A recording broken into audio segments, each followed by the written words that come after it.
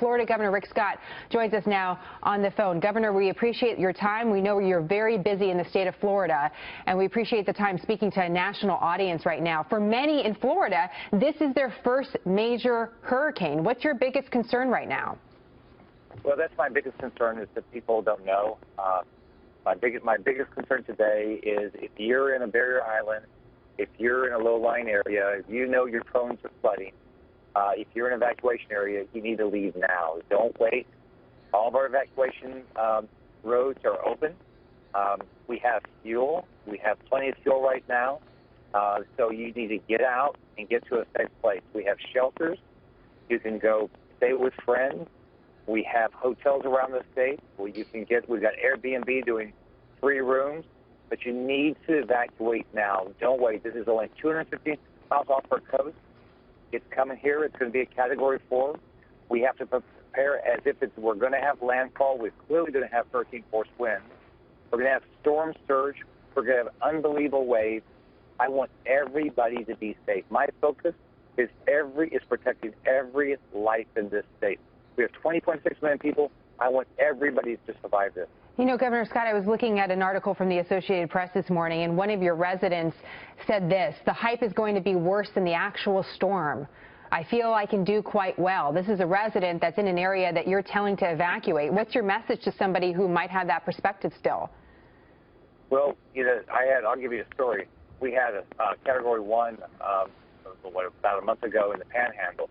And there was a lady that did the same thing. I've got 4 pets. I'm not going to get out. The water got to. We're going to have storm surge. We had 10 foot of storm surge there. She waited until it was 1.5 feet. She says, "I'm not going to survive this." It actually got into her house to 3.5 to 4 feet. When she evacuated, if there hadn't been a high water vehicle a couple doors down, she would have died. So whether it's the 100 to 150 mile an hour winds, whether it's the 6 to 10 foot, think about it, 10 feet of storm surge.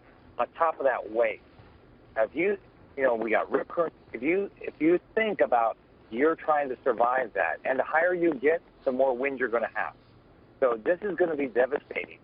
And whether it hits us directly or whether it skirts our coast, it's going to be a devastating storm, a hurricane.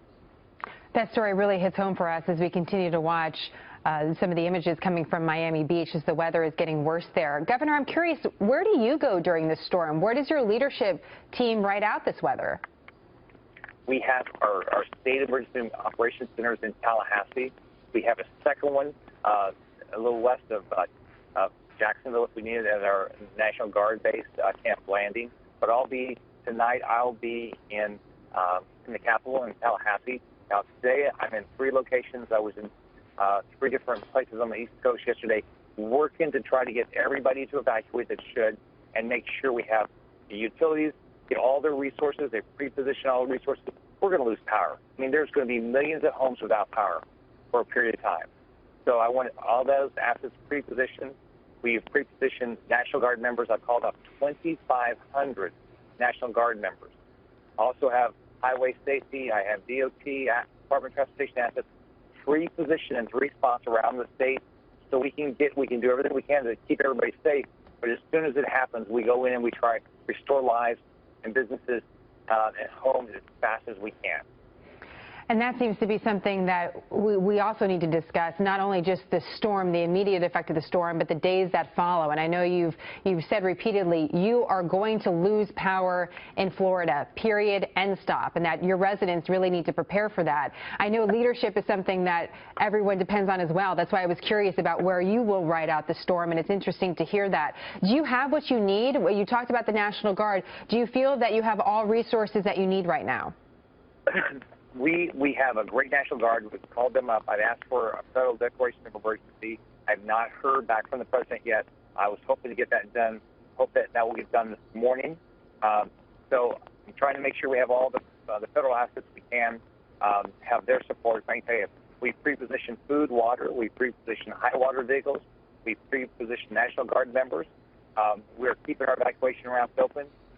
What I tell every resident, though, every resident that's in harm's way, 3 days of food, 3 days of water, have a battery-powered radio, have backup batteries, keep your cell phone charged. You're going to lose power. When you lose power, your only chance for information might be your cell phone. Make sure you have your medicine. make sure you're ready. What's the worst case? The worst case, you don't have this issue. You're still prepared. If you do have this issue, I want your life to be safe.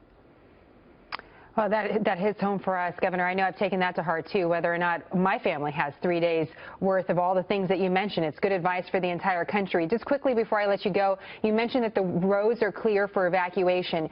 Is there a time that you want everyone off the road today? Well, we'll be, as the storm's going to, if it follows the path as projected, it'll be going north. It'll change.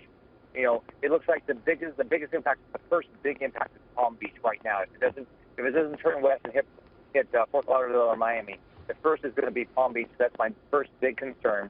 And so once it starts hitting, yeah, we'll want people to get off the roads. And at that point, it's too late to evacuate. And we can't, once in the middle of the storm, I can't send first responders in to risk their lives to save yours. You made the decision to stay. So we will do everything we can to rescue you, but we can't do it in the middle of the storm. So as it goes up the coast, you know, we'll want people to hunker down and stay in their homes. They made their decision.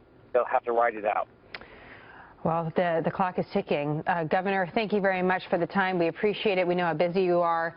We wish you the best of luck, and we'll be thinking of all of you in Florida. Thank you very much. All right. Pray for Florida. We will. Bye, Jenna. Thank you, Governor.